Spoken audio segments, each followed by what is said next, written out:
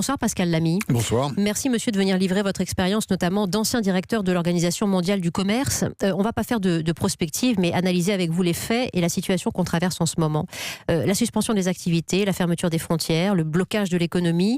L'ampleur de cette réponse traduit-elle pour vous l'ampleur du risque ou de l'incertitude ? Les deux.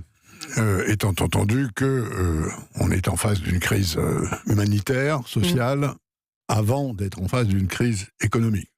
La crise économique est la conséquence, mais disons l'urgence, c'est de sauver des vies, d'éviter des souffrances, et notamment pour les gens les plus âgés et les plus faibles, qui sont les plus vulnérables.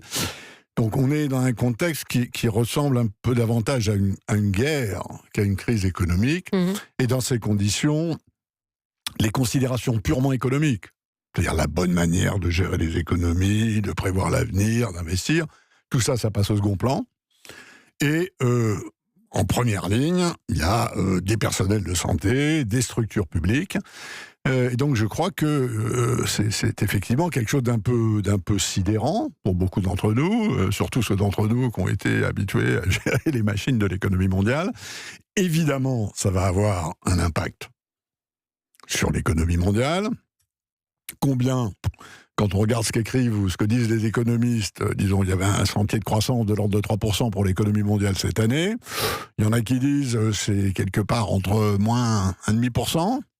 Bon, 2,5% au lieu de 3%, c'est pas dramatique. Il y en a qui disent c'est moins 1,5%. C'est-à-dire c'est moitié moins de croissance mondiale cette année.